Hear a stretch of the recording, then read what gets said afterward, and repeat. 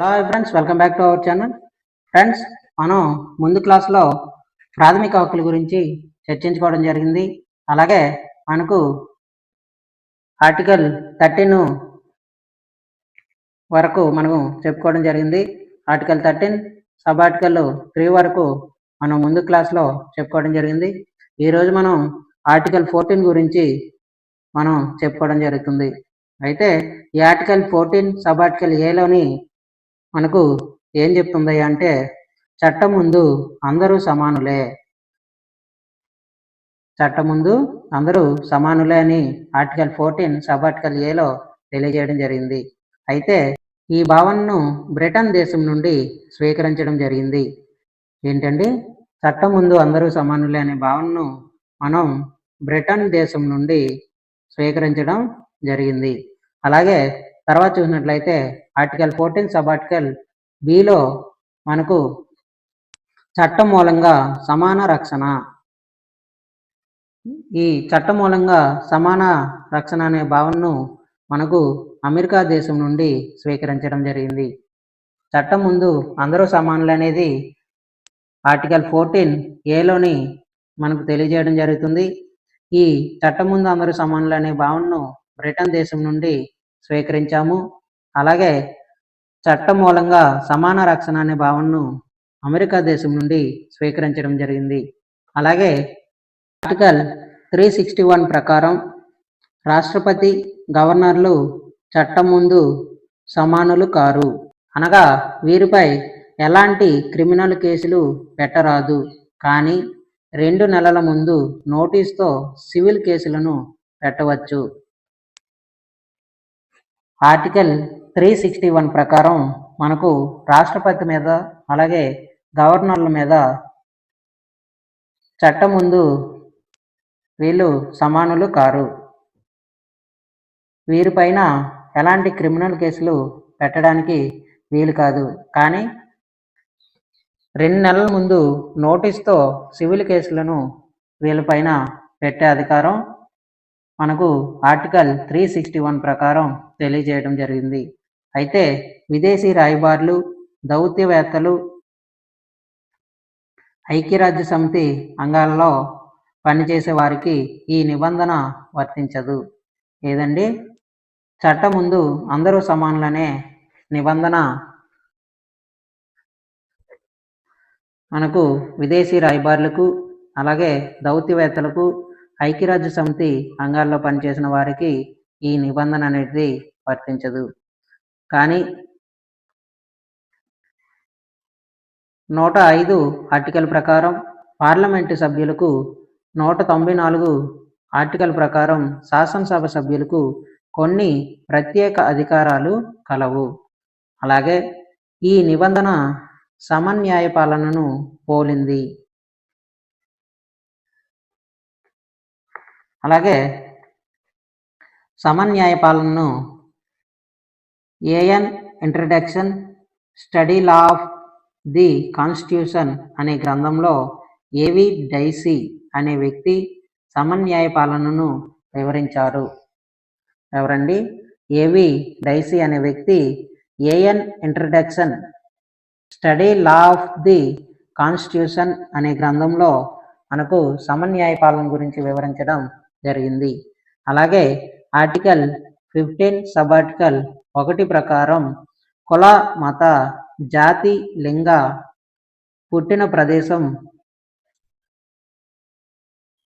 5 రకాల వివక్షతను ప్రభుత్వం ఏ వ్యక్తిపై చూపరాదు. ఈ 5 వివక్షతలను ప్రభుత్వం ఎలాంటి వ్యక్తులపైన చూపించరాదని మనకు ఆర్టికల్ 15 సబ్ ఆర్టికల్ 1లో చెప్పడం జరిగింది. అలాగే ఈ ఆర్టికల్ 15 సబ్ ఆర్టికల్ 2లో ప్రజా ఉపయోగకరమైన ప్రదేశాల్లోకి అందరికీ సమాన ప్రవేశం ఉండాలి.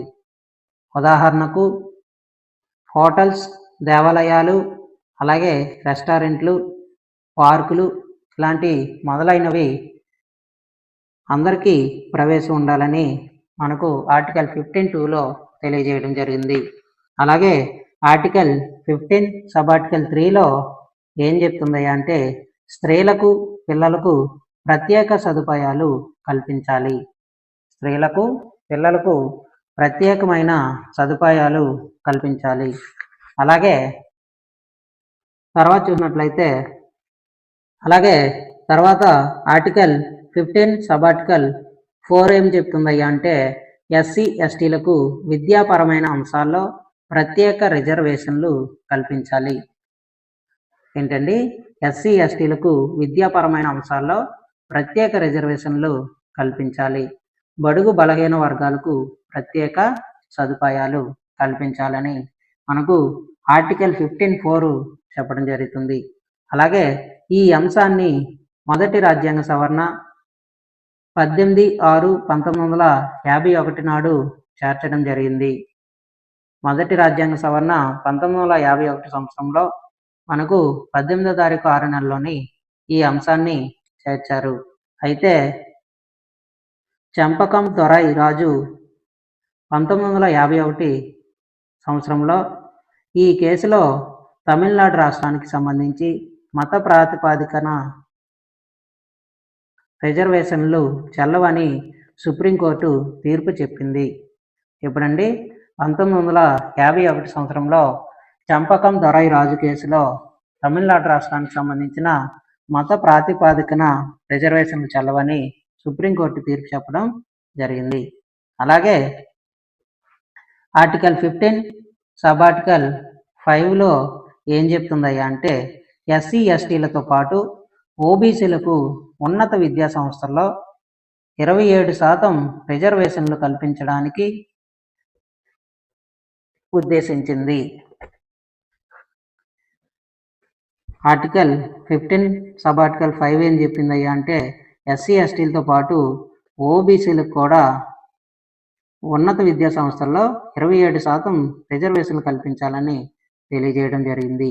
అలాగే 93వ రాజ్యాంగ సవరణ 2005 సంవత్సరం ద్వారా ఇతర వెనుకబడిన కులాలకు ఓబీసీలకు 27% రిజర్వేషన్ కల్పించాలని వివరిస్తుంది. ఏంటండి? ఈ 93వ రాజ్యాంగ సవరణ 2005 సంవత్సరంలో వెనుకబడిన కులాలకు అంటే ఓబీసీలకు 27% రిజర్వేషన్లు కల్పించాలని చెప్పడం జరిగింది. అలాగే Indira Sawhney versus union of India 1993 కేసులో ఇతర వెనుకబడిన కుటుంబాలకు సంబంధించిన కేసు.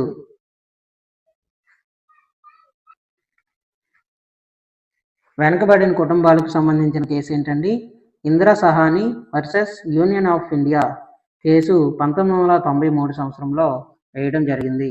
అలాగే ఆర్టికల్ 15 సబ్ ఆర్టికల్ 6 ఏం చెప్తుందయ్యా అంటే ఎస్సీ ఎస్టీలతో పాటు అగ్రవర్ణాలకు 10% ఎయిడెడ్ అన్ఎయిడెడ్ ప్రభుత్వ విద్యా సంస్థల్లో రిజర్వేషన్ కల్పించడానికి ఉద్దేశించింది. అలాగే అయితే ఆర్టికల్ 30 ప్రకారం స్థాపించబడే మైనారిటీ విద్యా సంస్థలకు ఇది వర్తించదు. ఆర్టికల్ 30 ప్రకారం స్థాపించబడే మైనారిటీ సంస్థలకు ఈ రిజర్వేషన్ అనేది వర్తించదు. అంటే 103 రాజ్యాంగ సవరణ 2019 ద్వారా మనకు తెలియజేయడం జరిగింది. అయితే తర్వాత చూసినట్లయితే ఆర్టికల్ 16 సబ్ ఆర్టికల్ 1 ఉద్యోగాలలో అందరికీ సమాన అవకాశాలు కల్పించాలి. ఉద్యోగాల్లో అందరికీ సమాన అవకాశాలు కల్పించాలి. అలాగే ఆర్టికల్ 16 సబ్ ఆర్టికల్ 2 ప్రకారం కుల, మత, జాతి, లింగ, వర్ణ, ప్రాంత మరియు పుట్టిన ప్రదేశం ఇలా 7 రకాల వివక్షతలను రాజ్యాంగం నిషేధించడం జరిగింది. దేని ద్వారా అండి? ఆర్టికల్ 16 సబ్ ఆర్టికల్ 2 ప్రకారం. అలాగే ఆర్టికల్ 16 సబ్ ఆర్టికల్ 3 ప్రకారం కొన్ని ప్రభుత్వ ఉద్యోగాలకు సంబంధించి ఆ రాష్ట్రం వారు మాత్రమే, కేంద్రపాలిత ప్రాంతం వారు మాత్రమే అర్హులు అయ్యే విధంగా ఆ రాష్ట్ర శాసనసభ చట్టం చేస్తే దానిని పార్లమెంటు కూడా ఆమోదిస్తే ఇతరులు ఎవరు అర్హులు కారు అని మనకు ఆర్టికల్ 16 సబ్ ఆర్టికల్ 3 తెలియజేయడం జరుగుతుంది. అంటే ఎస్సీ ఎస్టీలకు కొన్ని ప్రత్యేకమైన మినహాయింపులు ఉంటాయి. అలాగే ఆర్టికల్ 16 సబ్ ఆర్టికల్ 4 ప్రకారం మనకు బడుగు బలహీన వర్గాలకు ప్రత్యేక సదుపాయాలు, బడుగు బలహీన వర్గాలకు ప్రత్యేక సదుపాయాలు కల్పించాలని మనకు ఆర్టికల్ 16 సబ్ ఆర్టికల్ 4లో తెలియజేయడం జరిగింది. అంటే ఎస్సీ ఎస్టీలకు ఉద్యోగాల్లో ప్రత్యేక రిజర్వేషన్లు. అలాగే వీటి కోసం బాలాజీ వర్సెస్ మైసూర్ కేసు ఎప్పుడండి 1963 సంవత్సరంలో ఈ కేసు వేయడం జరిగింది. అలాగే Devadas versus union of India case 1964 సంవత్సరంలో, అలాగే Indira Sawhney versus union of India case 1992 సంవత్సరంలో సుప్రీంకోర్టు రిజర్వేషన్లు 50% దాటరాదని తీర్పు చెప్పడం జరిగింది. అలాగే తర్వాత చూసినట్లయితే ఆర్టికల్ 16 సబ్ ఆర్టికల్ 4, అలాగే ఆర్టికల్ 16 సబ్ ఆర్టికల్ 4A మనకు ప్రమోషన్లో ఎస్సీ ఎస్టీలకు ప్రత్యేక రిజర్వేషన్ల గురించి తెలియజేస్తుంది. అంటే ఈ అంశాన్ని మనం 77వ రాజ్యాంగ సవరణ 1995, 85వ రాజ్యాంగ సవరణ 2002, 117 రాజ్యాంగ సవరణ బిల్లు 2012 ద్వారా చేర్చారు. అలాగే ఆర్టికల్ 16 సబ్ ఆర్టికల్ 4B ప్రకారం కొన్ని ప్రభుత్వ ఉద్యోగాలలో బ్యాక్లాగ్ ఉద్యోగాలు భర్తీ కాకుండా మిగిలిపోయినప్పుడు తదుపరి నోటిఫికేషన్లో అదే కేటగిరీ వారితో భర్తీ చేయాలి అని మనకు ఆర్టికల్ 16 4Bలో తెలియజేయడం జరిగింది. ఈ సమయంలో రిజర్వేషన్లు 50% దాటిన 50% దాటినా ఆ నోటిఫికేషన్పై ఎలాంటి ప్రభావం ఉండదు. అలాగే ఈ అంశాన్ని 81వ రాజ్యాంగ సవరణ 2000 సంవత్సరంలో చేర్చడం జరిగింది. అలాగే ఆర్టికల్ 16 సబ్ ఆర్టికల్ 5 ప్రకారం కొన్ని మత విశ్వాసాలకు సంబంధించి ప్రభుత్వ ఉద్యోగాలను భర్తీ చేసేటప్పుడు ఆ మతం వారిని మాత్రమే నియమించుకోవచ్చు అని చట్టం చేయవచ్చు. దేని ద్వారా అండి? ఆర్టికల్ 16 సబ్ ఆర్టికల్ 5 ద్వారా. ఉదాహరణకు దేవాలయ శాఖలో హిందువులను నియమించడం, వక్ఫ్ బోర్డులో ముస్లింలను నియమించడం. ఆర్టికల్ 16 సబ్ ఆర్టికల్ 6 ప్రకారం ఎస్సీ ఎస్టీలతో పాటు అగ్రవర్ణాలకు ప్రభుత్వ ఉద్యోగాలలో 10% రిజర్వేషన్లు కల్పించడం కోసం ఉద్దేశించింది. దీన్ని 103 రాజ్యాంగ సవరణ 2019లో చేశారు. ఓకేనండి, ఇది ఇవాళ మన వీడియో. ఈ వీడియోలోని ఆర్టికల్ 14 గురించి, అలాగే 15 గురించి, 16 ఆర్టికల్ గురించి మనం ఈ వీడియోలో చెప్పుకోవడం జరిగింది. నెక్స్ట్ వీడియోలోని ఆర్టికల్ 17 గురించి మనం తెలుసుకోవడం జరుగుతుంది. మీకు ఈ వీడియో నచ్చినట్లయితే లైక్ చేయండి, షేర్ చేయండి, అలాగే మన ఛానల్ని సబ్స్క్రైబ్ చేసుకోండి. Thanks for watching.